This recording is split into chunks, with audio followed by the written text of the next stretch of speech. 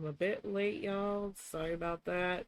We're doing something just a little bit different today because I am on location and I will be home a little bit later. We're gonna probably be on the way home, and I just wanted to get these Bonnet Chronicles out. So, welcome to the Bonnet Chronicles. I'm your host, Kalari GXC. I'm not gonna be able to put the word out because, like I said, on the road, don't want to be trying to run the camera and everything else. I was just lucky I was able to get this setup done in the studio ahead of time, and I'm going to try to get through it with what I've got. Uh, Tonight, we're going to talk about voter apathy, and this is really throwing me back to my podcast stage, y'all, using the little Nixie avatar and stuff, so don't mind me. But I want to get through as much as this as possible. And I wanted to talk about voter apathy and why it's important that we do not give in to voter apathy. Because here in the States, and I don't know how it's like everywhere else, we've had a problem for over decades now of people being conditioned to be anti government, voter disconnected, and they don't seem to think their lives depend on who's in the White House. And with what's looming with Project 2025, which hopefully I can transition over to those tabs too, and everything else, I need people to understand how serious this is. This is not a joke.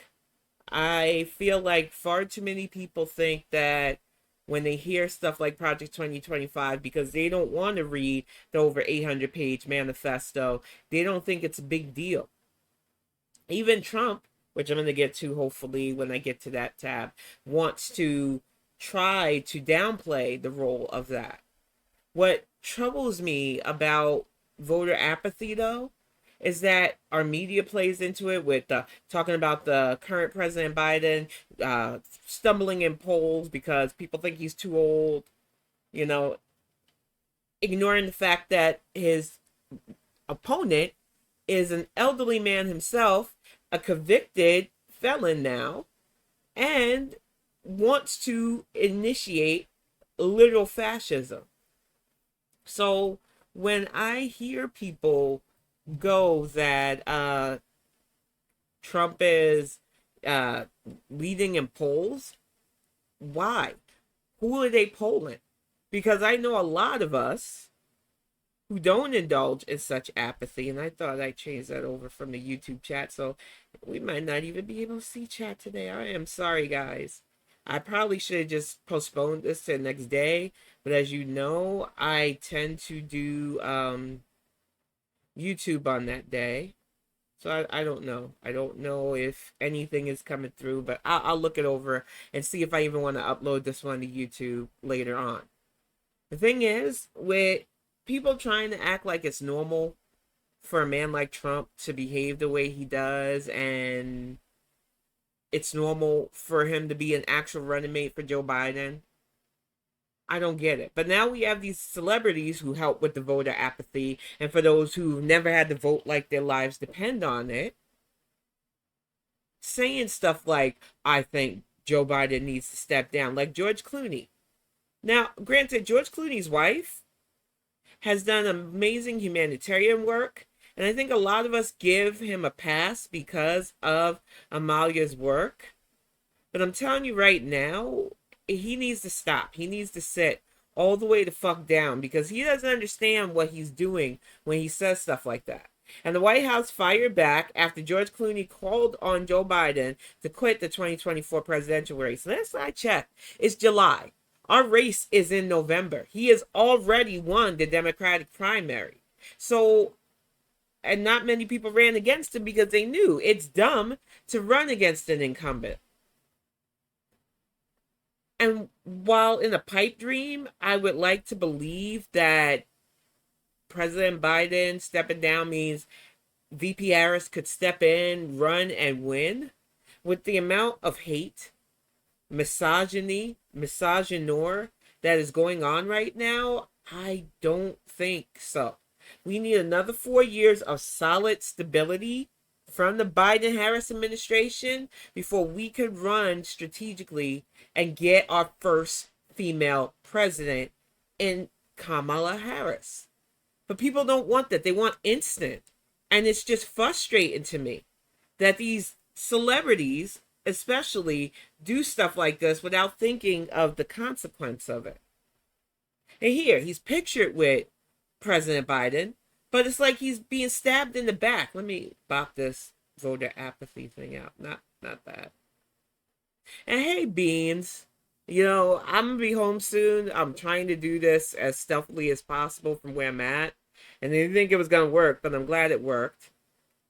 I was just so annoyed with that too. After the debates, nobody was pressing Trump because they're still not taking him seriously. A lot of people didn't learn from 2015, 2016 on to 2020 how bad it is when you don't take him seriously. And because they don't want to think that this man is just as cognitive failing as anything they try to say about President Biden, we're supposed to just take all these people saying, well, Joe was sick and stumbled during the debates. And that latest press conference he did should show people that he's not no longer ready for prime time. And that's not the case. The man is the president of the United States. He has to deal with stuff here and abroad. It would tax anybody. Look at how Barack Obama went in looking young and sharp and came out with gray hairs, more wrinkles than the motherfucker knew what to do with. But still, nobody questions his cognitive functions either. The problem I see with the ageism is it's selective. And there was another article I read earlier where all of these congressional people, all a certain demographic, mind you, calling for him to step down when, no, we do not allow incumbents who have worked hard in the last 4 years to give up their jobs because of superficial reasons. There's a problem with this country. They don't want to take any of this seriously. It is a way to get rid of both him and VP Harris, and we cannot allow that to happen. Because all these Dems talking about him stepping down aren't talking about, well, we want him to step down so that VP Harris can step in at all. Because they still operate under the assumption that women can't be president, people of color can't be presidents, especially after Barack Obama, and we cannot allow that. And to get to the voter apathy thing, because that drives me so fucking up a wall, is that so many people for the last, I'd say 40 years, have been driven away from civic responsibility. Back in the days of civil rights, there were way more white people, especially, civically activated, willing to know who represents them, even if they represented you for the wrong reasons, because some people did vote for those assholes that were pretty much Klan adjacent. The Southern strategy happened because the Democrats were being a bit too giving to minorities, as they said. Dinging LBJ and Kennedy for being too gracious to black people. But they still believed in voting and their government. I've lost track of how many friends and people I've watched who happen to be white who totally downplay the need to know who represents them, the need to vote, the need for the government, period. They don't take their civic functions seriously, and then they get mad at people like me who say, you need to vote like your life depends on it. Or at least vote like black women, because we keep our eyes on what's going on. We keep our ears to what's going on because our lives do depend on it. We can't listen to idiots like George Clooney, who will take a photo op with President Biden and then go around saying, well, he needs to step down. Step down for who, George? Who do you have in mind to take over if President Biden doesn't run again? And mark my words, Joe Biden is not a quitter. He already said, I'm running. He admits that the debates was a misstep for him because he did not feel good, because he had spent more time having to argue with an idiot who was just up there lying and being grandiose. And then the latest presser, which people want to ding him on, President Biden is handling stuff domestically and abroad. What's still going on in Israel, what's still going on in Ukraine, what's going on in France with Macron literally having his government split between two opposite parties, which will stymie his ability to govern. And we know what that feels like here because our house is in literal disarray under Johnson with this narrow lead that he has, kissing Trump's ass. And then our Senate is still split 50-50. Yet we were still able to roll out EPA protections. For those of you who want to talk about what about the environment. Roll back student loan debts. Made sure we had the vaccine. Made sure the child tax care credit helped families like myself continue on during the pandemic where 45 was willing to let us suffer, willing to let us die of a preventable pandemic. So it is just mind-boggling to me that people want to pretend like anything under Trump will be normal. But the Project 2025, we cannot downplay that. They want, exactly. They should have blamed the entire team that did not postpone this until the president felt better. But we are in a society right now where it's superficial over substance still. And it's such a dangerous game because we cannot risk that. I know you know that, Beans. They're trying to blame Biden if we don't get that. I don't even understand that because the House is literally a clown show right now. If anything, Hakeem Jeffries should have been the speaker. The Dems should be in the lead. But I saw an article where they're saying, you don't be surprised if the GOP sweeps. Are you kidding me? Can you tell me right now that a GOP representative is really got your best interest at heart? Because right now I'm in a Democratic governed state, but in my county, it is fucking red as fucking... I'm not trying to say we don't have it nice and quiet and peaceful here. But when I say some of the asinine things that they have passed over just to stick it to the libs and not seem woke, it is dangerous to let these people govern. And that's why we have to work hard. Now, I know my blue vote, because I just did my absentee ballot, might not change a lot of things, but I want them to know that there's a Democrat living here. And that if there is any chance I could get somebody in this district with my party affiliation to do better by us. Because these fuckers don't mind having the weed shops around now. They love to legalize weed. But anything else is too close to socialism. It's a fucking mess. And it's been coordinated for years now. And it's sad to me that people don't understand how they're being played. Let me get this up and see what I can do. Yeah, here we go. It's a little bit harder for me to change tabs right now, but I'm working it out. Give me just a moment. We are going to show some of the dangers of Project 2025. And just so people know, this is not a joke. This is not a game, y'all. Let me get this fired up if I can. There we go. No, not that one.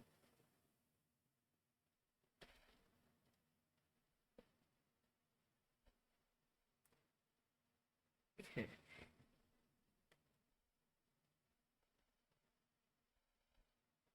Interact. That is not gonna work. So, where is it from? Interact. Yeah, there we go. Sorry for the technical stuff, y'all. It is a bit harder this week. And I promise you next week, I will be back in full visage. Just bear with me. All right. So we have a clip here from MSNBC because apparently Numbnuts is trying to distance himself from Project 2025. But no, Trump.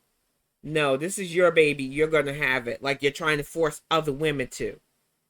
It is the 900-page book that Team Trump doesn't ever want you to read or crack open or really even know about. It is the single most comprehensive effort to put MAGA's authoritarian vision and plans on paper. It's the Heritage Foundation's Project 2025, and it is now bursting into public view. Yep. In spite of, or maybe because of, Trump's repeated denials. Even in spaces where Project 2025... Not to interrupt her, but it's because he's a coward. He knows that this manifesto, this literal authoritarian Bible that they drafted, is dangerous. Not only for his run, but for anybody with a lick of sense that goes, we don't want somebody to gut the DOJ, the Department of Education. We don't want a dictator that can be above the law. We don't want these people in charge of women's health and reproductive rights. We don't want them rolling back environmental protections.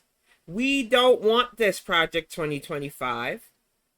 And the ones who do, Walmart, Exxon Corp, other big businesses. I'm going to get to this hacker group that did a nice little file dump of the people who are wholeheartedly supporting this manifesto right after this. 5 is not explicitly mentioned or quoted. The vision it outlines is on the lips of every MAGA acolyte. They've been working on this for a very long while. is reporting this from a conservative conference this week. Quote, Trump comes back in January. I'll be on his heels coming back, and I will run the biggest deportation force this country has ever seen. Wow. That was former ICE director Tom Homan at a panel on immigration policy. Quote, they ain't seen bleak yet. They ain't seen bleak yet. You are talking about humans looking for asylum, which they are legally allowed to do, sir. And talking about making their lives miserable for daring to seek asylum here because you don't like their skin tone. It's sick. And their whole thing is fear, making enemies out of people, and hoping that people that are loyal to them stay dumb enough to realize that they are dooming their own souls by giving in to this hate. It makes absolutely no sense to me, Beans, at all. Wait till 2025. Wait till 2025. Trump's allies are not even trying to hide the radical plans for the country should Donald Trump prevail in November and serve another term. As for Donald Trump himself, he's once again claiming he's never heard of Project 2025. He knows nothing about it. Liar. Saying in a post on his website, Truth Social, this morning, this, quote, I have not seen. Before she even reads that out, he was literally at a Heritage Fund Foundation charity event or whatever, gala, praising their work. The man, he has chronic diabetes. Seen it. I have no idea who is in charge of it, end quote. Bullshit. The ties between Team Trump and the Heritage Foundation run deep and wide. Yeah. Just ask them. Here's Trump back in 2022. Because our country is going to hell. The critical job of institutions such as Heritage is to he can't even lay say the word groundwork. heritage, but y'all want to ding President Biden on his cognitive skills. And this was 2 years ago. Okay. Back to dumb if you want, MAGA. This is your hell to live in. And Heritage does such an incredible job at that. This is a great group, and they're going to lay the groundwork and detail plans for exactly what our movement will do and what your movement will do when the American people give us a colossal mandate to save America. And that's coming. That's coming. A mandate to save America. And this was 2 years ago. He recently just went to another one where he was like praising them. So I don't understand why he's trying to play in our faces, but you know, that's how this man rolls. And it turns out that the Heritage Foundation agrees wholeheartedly with what Trump just said about them. Here's the director of Project 2025 on a podcast in a clip unearthed by Media Matters. I think, President Trump's very bought in with this. We're fortunate to have John McEntee, who many of your listeners may know helmed the Office of Presidential Personnel in what I would call the fourth quarter of the first term of Trump. But he is one of our senior advisors. Oh, for fuck's sake.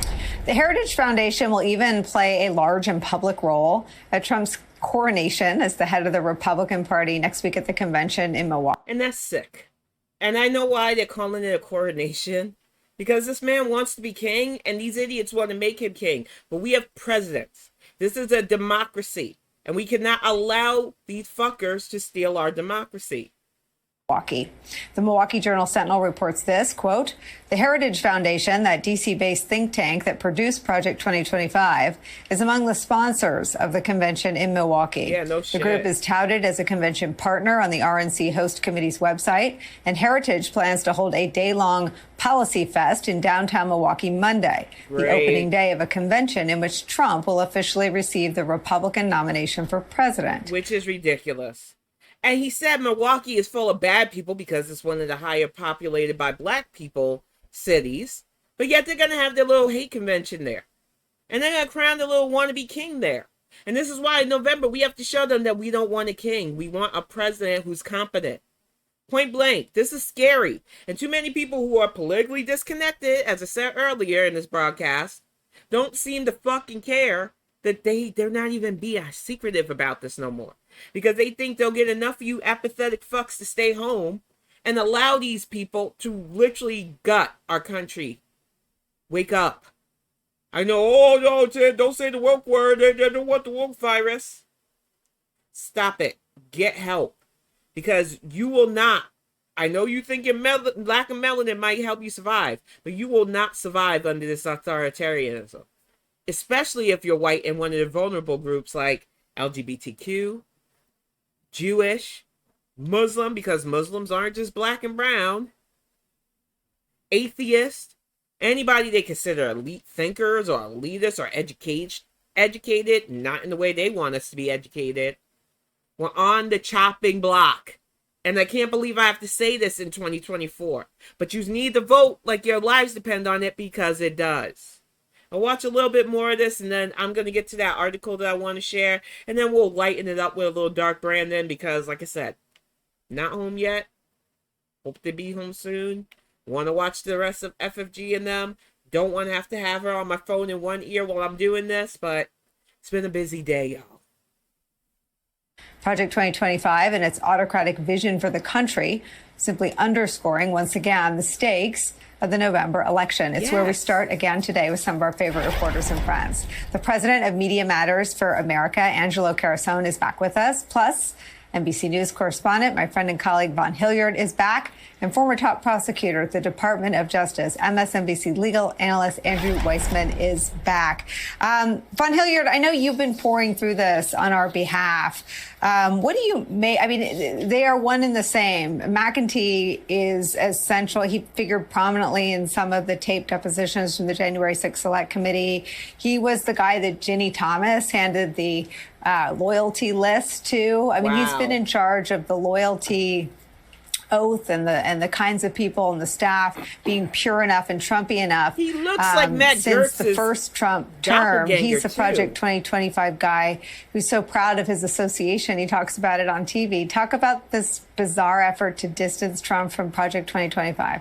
Right. John McEntee was the former director of the personnel office in the White House. He was his former personal aide, and he is the one who is overseeing the database of Project 2025 in a senior advisor capacity, because Project 2025 has talked about the idea of having the executive have the ability to fire tens of thousands of civil servants across departments and agencies, making the case that it is the agencies and departments and the employees that should be properly executing what the desires of the president and the executive. Which is not what they're there for. That's why we have checks and balances, not to interrupt the young man. Firing people and only wanting loyal jackboots? That's authoritarianism. And I don't understand why people keep, I don't think it's going to be that bad. It will be.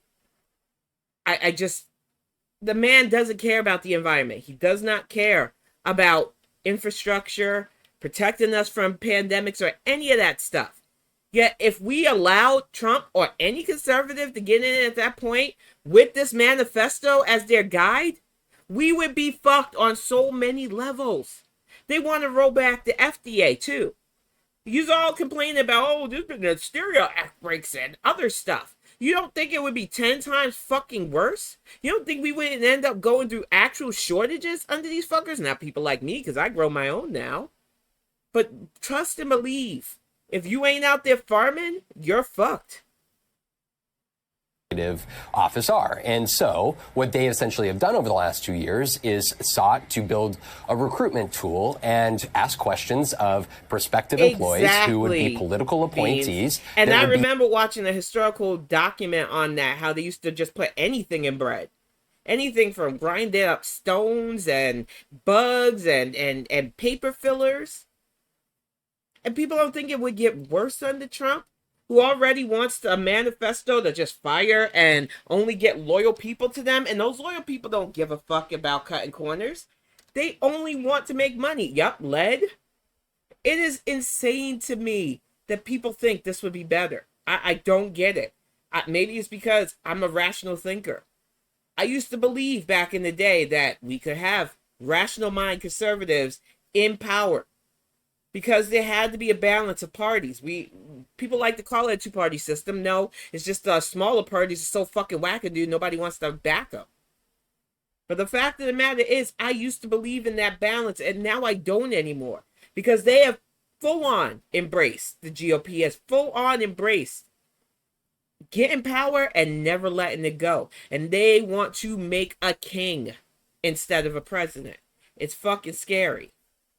Be able to then come in and fill these roles that were previously served by the civil servants. And, John McEntee is not the only individual. You also have the likes of Russ Vought, who was the former OMB director in the Trump administration. And he is one of the leading authors of Project 2025, that 900-page policy roadmap. But also, again, this is where Donald Trump, in almost in a way, I feel bad for the folks at Project 2025 and the Heritage Foundation for Donald Trump trying to disassociate himself, because these are folks who were doing this work on behalf of him, and somebody, as that clip shows, wholly understood that they were doing this work on behalf of him. Russ Vought not only was a leading author of Project 2025, but also is the policy director of the RNC's platform committee, which just this week released their own platform. And so essentially he had his hand in writing both. And again, this is where that intersection between the two is so strong. And frankly, it is very difficult for Donald Trump, who used Heritage Foundation in 2016 to help build out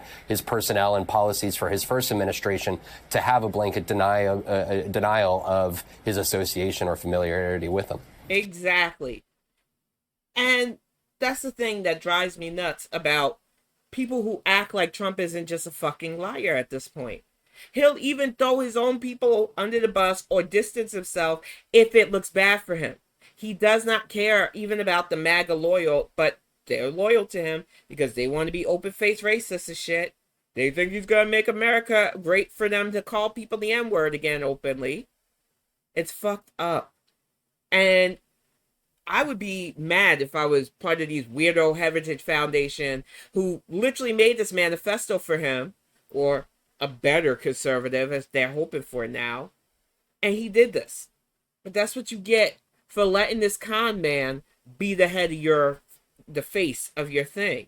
But luckily, I'm not the only one talking about this. It's all over social medias and Facebook, Twitter, Spoutable, all the social places have been gathering to talk about the seriousness of Project 2025. And now we have this group that has said, we are going to, like Anonymous, join to show people who is behind this Project 2025. So MSNBC again did this story.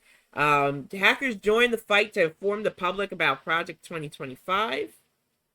Let's see if I can scroll down this a bit. I don't care about Ron DeSantis. I looked that up last week. Come on, get out of here. I can't wait to be home. This room sucks. All right. It looks like hacktivists have joined the fight to shine a light on Project 2025, the far-right blueprint for reshaping the government to achieve ultra-conservative goals if Trump is elected president in November. Google searches for the project has skyrocketed in recent weeks, likely due in part to celebrities, including Taraji P. Henson at the BET Awards, which I wish I got that clip, because she was fire talking about that last month, drawing attention to the extremist plan. A group of hackers have joined the effort to pull back the curtain on Project 2025. That was a typo. Y'all need to check your typo, MSNBC. On Tuesday, the cybersecurity news outlet Cyberscoop reported that a collective group described as gay furry hackers called themselves SiegeSec info dropped after gaining Heritage Foundation data. Info dropped, hosting by members of the foundation with the help of several members of Trump's administration. See, Sex spokesperson who goes by VO said to Cyberscoop that the data the group access includes full names, email addresses, passwords, and usernames of people associated with the Heritage Foundation. But the Heritage spokesperson denied that the organization was hacked. Yeah, a group of liars backing the liar is not going to tell the truth. Telling Cyberscoop that organized groups stumbled upon a 2-year-old archive of the Daily Signal website that was available on a public-facing website owned by a contractor. I don't believe them, but we'll see. Because apparently, that's how I found out that the people who own Walmart, the people who own Exxon, several other business people literally are on that list. But these people want to play these games. And I'm pretty sure they're not the only hack group that's going to have their fun with you Project 2025 goons. But I love that they are identify themselves as a gay furry sect that is sticking it to these wannabe authoritarians. We cannot play with this. Do I remember when January 6th stuff, when McConnell was given his statement, and his statement was given that if he knew ahead of time Pence wouldn't be there? They were all down for beans. I know it. And he knew that Trump was calling for Pence's hanging. So he helped make sure that Mike Pence got out of there. Because I think as annoyed with Mitch McConnell as we all rightfully should be, because he's a hateful, spiteful soul, he knew that executing your own vice president would be crazy back then. But now, under Project 2025, they could execute whoever they want and get away with it. It is literally dangerous. And I don't understand why people keep downplaying it. But we're going to move on to a palate cleanser and probably end a little bit early. I know, y'all. I know I had to cancel Tell It Tuesday and I did a YouTube live instead. I am not neglecting Twitch. I hope to be fully back next week. But we had a busy week. I found out that Greg and I can try for a baby. So I've been focused on a lot of that too. Has a lot to do with a lot of stuff that's been keeping me busy lately. But I promise you that the content on Twitch will not dry up. I hope to do a full Bonnet Chronicle Friday and Tuesday again next week. And I will be on tomorrow on YouTube for Calling Out the Heifers. It's going to be a little bit different. I don't want to give away too much. But when y'all see the thumbnail, when I put up the planned stuff for it tomorrow, you'll get where I'm going with it. Because I'm not just going to talk the negative. There's a lot of positive to focus on. But we're going to wrap things up with a little bit of Dark Brandon's take on the Project 2025 stuff. I love them. I think they're funny. And this is Project 2025 is real and a threat. Donald Trump has distanced himself from Project 2025, the handbook for a new conservative government written by several right-wing. I feel like they took and digitized Homegirl's voice that we just watched too. I'm just saying, it's a good animation. I love it though. Think tanks. The presumptive Republican nominee said on Truth Social that he knows, quote, nothing about Project 2025 and has no idea who's behind it. That comes as Democrats double down on their messaging, tying Trump directly to the playbook ahead of the November election. Project 2025 proposes placing the Justice Department squarely under Donald Trump's authority, doing away with any traditional independence that we usually see for the Justice Department and the Attorney General. They want Donald Trump to install a loyal Attorney General, install loyal lawyers across the board. And Trump himself has repeatedly said that he wants to do this. Yeah. We will restore law and order in our country. And I will direct a... Do you see that uniform? I see that uniform. And I do remember this man prays in Mein Kampf. So trust and believe this is his glory vision, and we cannot allow it to happen. Vote in November. Vote in your local elections. Completely overhaul DOJ to investigate every radical, out-of-control prosecutor in America for their illegal, racist, and reverse enforcement of the law. Wow. There is no law. And that, y'all, is where I'm going to wrap it up. Please follow, if you haven't, Dark Brandon. Beans, thank you so much for sitting in. Hopefully we're going to be on our way home soon. Like I said, life has been crazy lately, but I did not want to neglect these. I had already skipped Tell It Tuesday, so I figured I just change this up, be it more podcasty feeling today. My little Nixie avatar up. But I'm telling you, your girl will be back in full glory next week. I hope that you all have a great weekend if I don't see you on Saturday in my YouTube stream. But for now, I'm going to go see if we're about to leave, wrap things up. And I hope you all have a really good one.